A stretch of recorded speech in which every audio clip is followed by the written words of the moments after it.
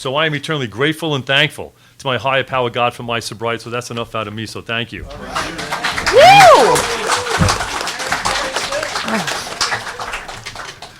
Thank you, Dan. Hard to follow. My name is Steph. I'm an alcoholic. Steph. And I'm sort of humbled by following with only 5 years, I think what's close to 70 years combined between the last three speakers. So I am an alcoholic. Many of you have heard me qualify. I have a home group. I have a sponsor who has a sponsor. I've now taken 12 women through the big book, and I am an atheist. So I hope that doesn't upset some of you, and maybe I hope it does upset some of you. But so before I begin going through the chapter, I'm going to read a quick quote from Bill Wilson from the book Alcoholics Anonymous Comes of Age. It's on page 81. That was written in 1957. So that's 18 years after the first publication of the big book. When told that some Buddhists wanted to start AA groups in Thailand, but wished to change the word God in the steps to good, Bill wrote, "To some of us, the idea of substituting good for God in the 12 steps will seem like a watering down of AA's message. We must remember that AA's steps are suggestions only. A belief in them as they stand is not at all a requirement for membership among us. This liberty has made AA available to thousands who never would have tried it at all had we insisted on the 12 steps just as written." Okay, so keeping that in mind, I open my minds to your spiritual experiences, and I hope you'll stay open to my experience. And a lot of what I look at and a lot of what's important to me is identical to what's important to Dan, and he perfectly summarized a lot of what I think and believe when he spoke, so I won't reiterate it. But one of the most important things when I came into AA, and I came in an atheist, and I did a lot of searching before I landed back at atheism. It wasn't a lazy decision, you know. I read all the texts. I read everything I could. I desperately wanted a label. I desperately wanted the God gene. So this wasn't like, I don't feel like doing it. 2 and 3 were ultimately holding me back from moving on because I struggled so much with it, and I had to move forward, and I had to make the group my higher power to start. Otherwise, I wasn't going to go through the rest of the steps and really heal and recover. But the thing that stood out to me most and was so important to me was the preamble. I mean, that can never be held up enough. I have a desire to stop drinking. That's the only requirement for membership. Nobody is telling me I have to be a theist, one who believes in a singular God, in order to be a member of this program. I simply have to have a desire to stop drinking. Well, how great is that? And then I open the book and I can identify with Bill's story. I see it. I see my step 1. I see how unmanageable my life has become. And then I come to chapter 2 and it says, there is a solution. Well, how frickin' fantastic is that? There is a solution, and I don't have a requirement because it goes on pretty quickly to say that I can have a God of my understanding, that I'm not required. There's a solution, and it doesn't mean I need to believe in Jesus Christ. It doesn't mean I need to believe in Allah. I don't have to follow the teachings of Buddha. I get to decide. And as Jeff said, actually, something that was really important to me was that every group is autonomous. So if I feel uncomfortable in a group, I can actually go to another group and find people where I feel accepted, right? I think that's really important for the newcomer to remember. You're not limited to the one group if you feel like you don't fit in. And Alan and Richard said one of the parts of this solution, one of the parts of the problem we've had, bad behavior, not bad people, is that now we have an opportunity of a return to innocence. I think that's how Richard put it, and Alan reiterated that, going back to the original spirit of ourselves as children. And just as an aside, many of the first 100 were unbelievers, not just Jim Burwell, which is the name we hear as the atheist, and all their spiritual experiences were different. I think, Alan and Richard and Dan covered a lot on step 1. So going to page 18, though, one of my favorite paragraphs in the whole book is, of course, the one in italics. But the ex-problem drinker who has found this solution, who is properly armed with facts about himself, can generally win the entire confidence of another alcoholic in a few hours. Until such an understanding is reached, little or nothing can be accomplished. And there it is. And it's over and over and over again in this book. One alcoholic helping another. If I get nothing else and I talk to another alcoholic, he helps me, it helps me to talk to her. That's it. That is the crux of this program. One alcoholic talking to another. AA is not a religion in and of itself. And fundamentalists can ruin it from the inside out. So if you get confused, go back to that. I always need to go back to that. One alcoholic helping another. And Dan mentioned this that I think is really important, that he has no attitude of holier than thou, that there are no fees to pay, no axes to grind, no people to please, no lectures to be endured. The minute someone gets up and starts thumping and telling me, there's one true way to do this, I'm out. There's not one true way to do this. We all have a journey through these steps. It will differ. None of us is unique in our alcoholism, but our journeys through to the end, to recovery, to sobriety are different. On the top of page 19, none of us makes a sole vocation of this work, nor do we think its effectiveness would be increased if we did. We feel the elimination of our drinking is but a beginning. A much more important demonstration of our principles lies before us in our respective homes, occupations, and affairs. So to me, that says, this is my foundation. If I go through this, this is my foundation. I get to build a life on top of this program once I've worked the steps, really read the book, and I'm living in step 12. Further down the page, we have concluded to publish an anonymous volume setting forth the problem as we see it. We shall bring to the task our combined experience and knowledge. This should suggest a useful program for anyone concerned with a drinking problem. Anyone. That's me. I'm anyone. Going ahead to 21. This was really good for me in step 1 and step 2 because I really needed to keep understanding how powerless I was. And in step 2, that was a struggle. And so it was like I'm constantly referencing back and looking at my story. And the second paragraph, but what about the real alcoholic? He may start off as a moderate drinker.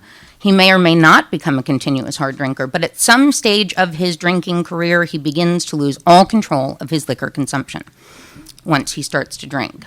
So I see very clearly in my own story when I crossed the line, when my father died when I was 20, and I went from a heavy drinker into a full-on alcoholic. I was a binge drinker through most of my drinking career, though I had periods where I was a daily drinker. But I see it change there. I see very clearly that I can no longer have just one drink. And he goes on, Dr. Jekyll and Mr. Hyde, he is seldom mildly intoxicated. He is always more or less insanely drunk.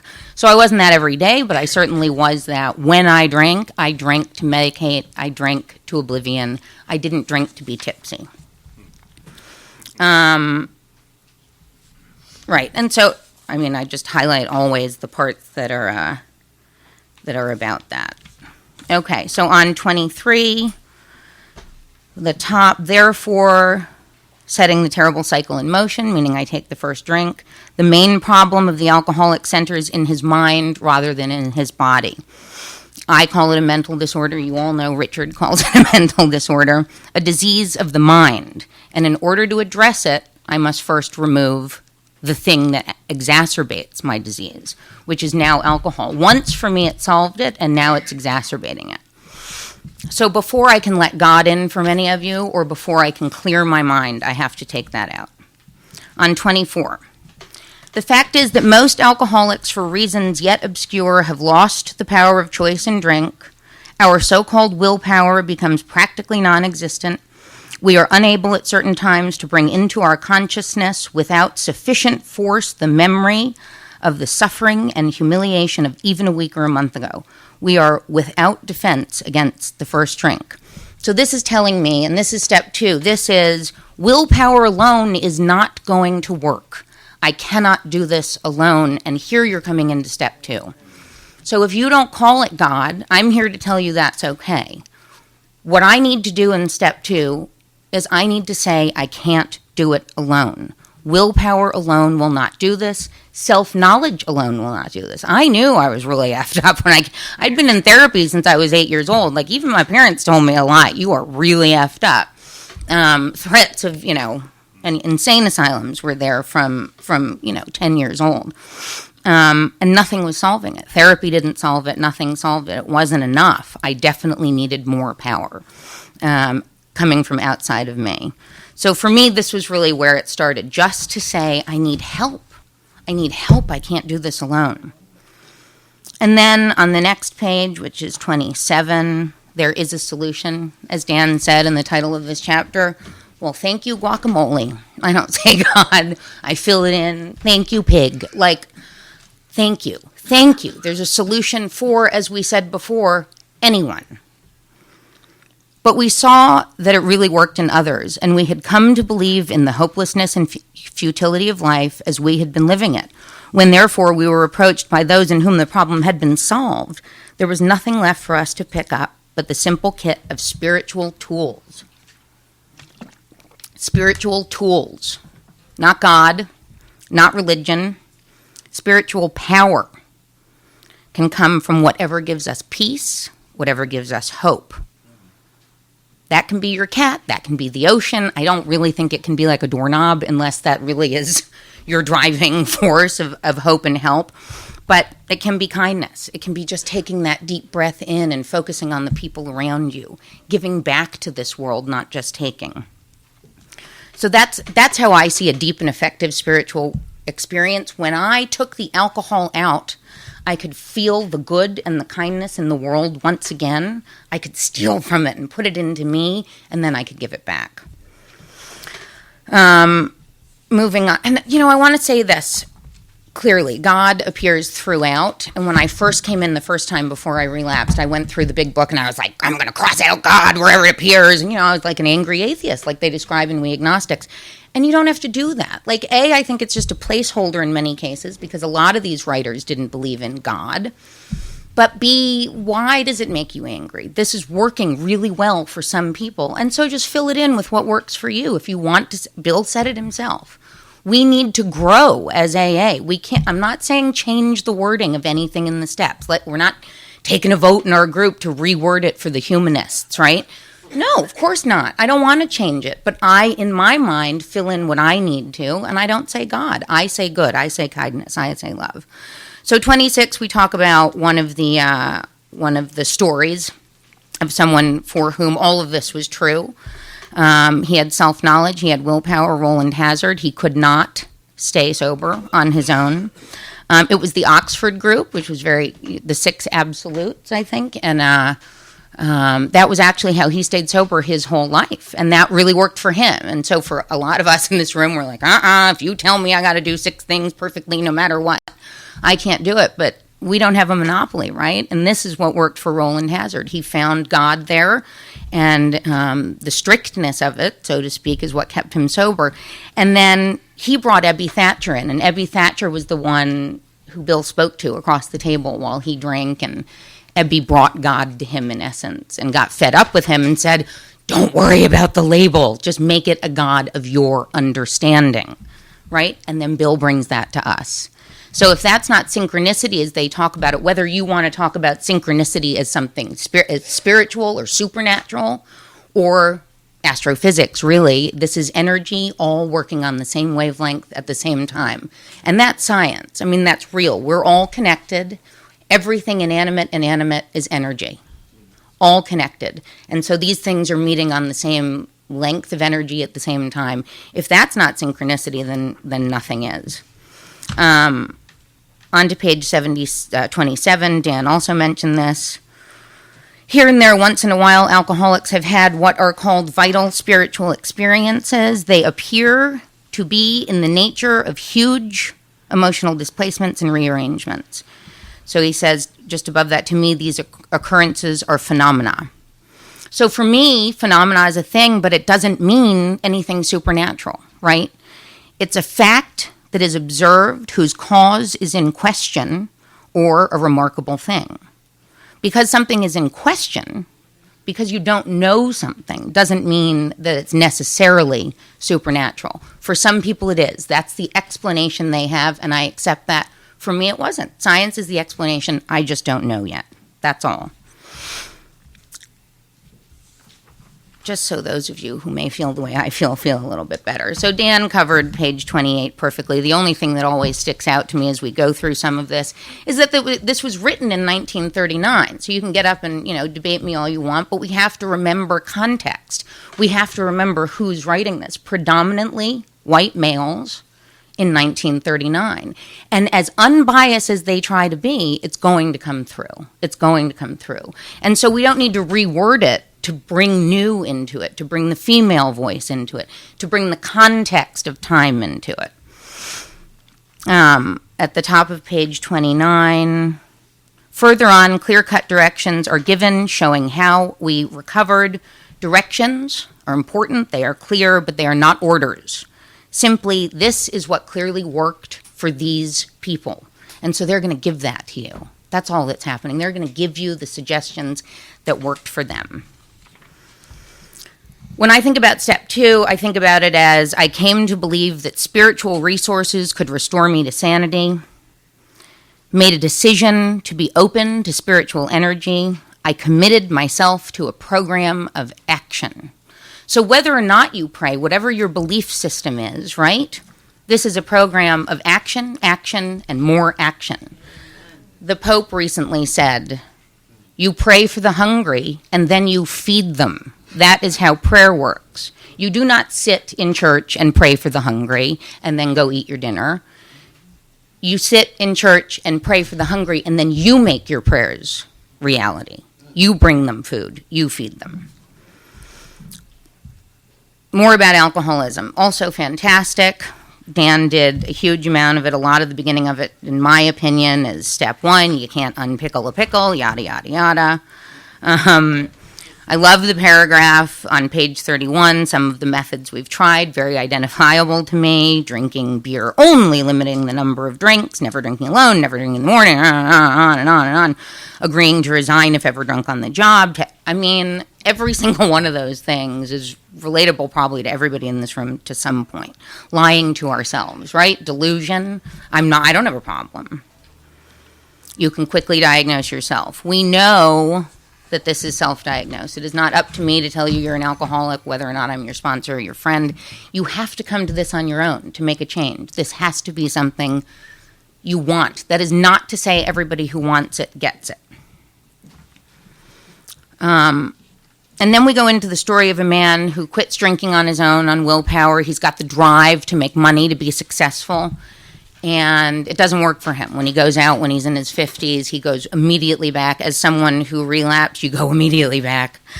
So your drive could be a new marriage. It could be a new baby. All kinds of things drive us to quit, and we can do it. And we can even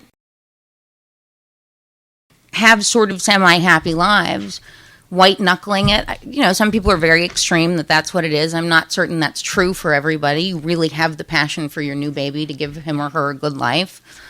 And that's wonderful. But if you go back, I'm here to tell you as someone who relapsed, it's there and it's worse. And it gets worse fast.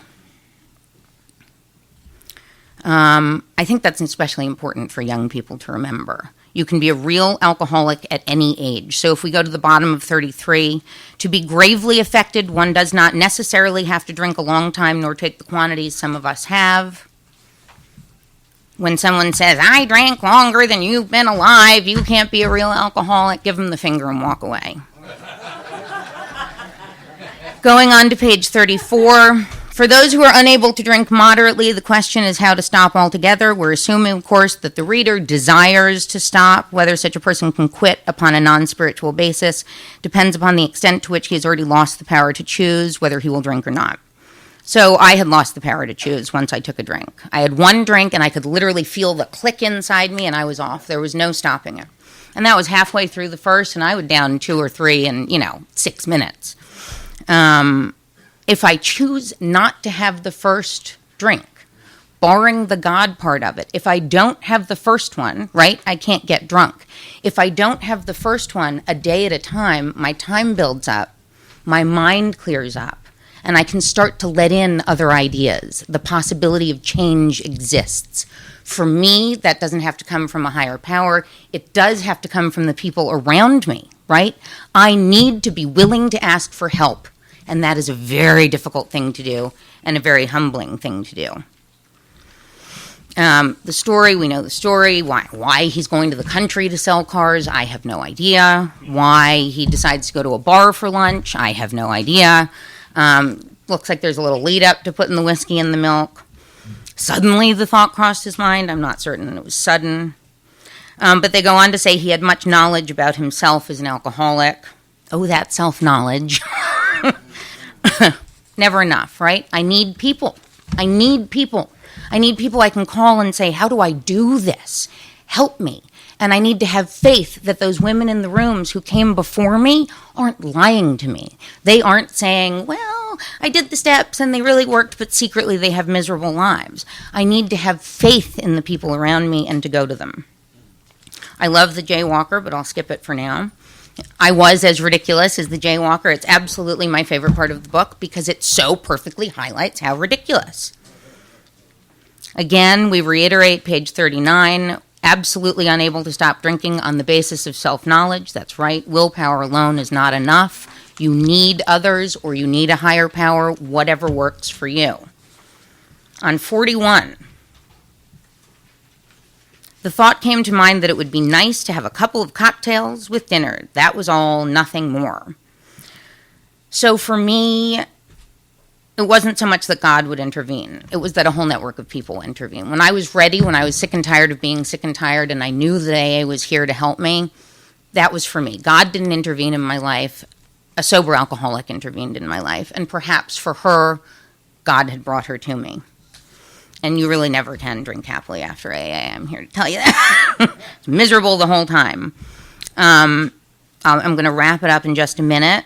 But on page 42, almost all the way down, then they outlined the spiritual answer and program of action, which 100 of them had followed successfully. Action, not a program of prayer, not a program of sitting around looking at your feet, not a program of texting a couple of people, a program of action, of giving back to your home group, of sponsoring, of listening to people, of passing on the message, giving back what was so freely given to me. When I do all this, I have a chance to find what I think is inherent in humans. You may say God brings it to you, and you're allowed to. I think that goodness and kindness and a moral compass are inherent in us, but when I'm drinking, I can't find it. When my mind clears, I can. And I can look for the love. God is always inside us, says the book. And I can find God, or in my case, I can find my good. I can find my kindness. And, we agnostics is a tough one for me. I won't take you through all of that. But that's really what that chapter means to me. I don't have to call it God. I can find these principles within myself, but only if I put down alcohol and only if I do what I'm told in AA. And I think I can probably wrap it up there. I told you I was desperate for a label, and I want to reiterate that I didn't choose atheism. I looked, I searched, as many of you know, stomped around Central Park with druids. I read, every book I could read from Old Testament through like Shinto and the I Ching and the sutras, and I wanted it. I wanted to turn it over so badly. So I don't go into this lazily. And if it's something you struggle with, I'm happy to talk with you about how it works for me as an atheist. But I beg of you to ask many people how it works for them and how they talk about and think about their higher power. You'll find it within there. You'll find your balance. Thank you.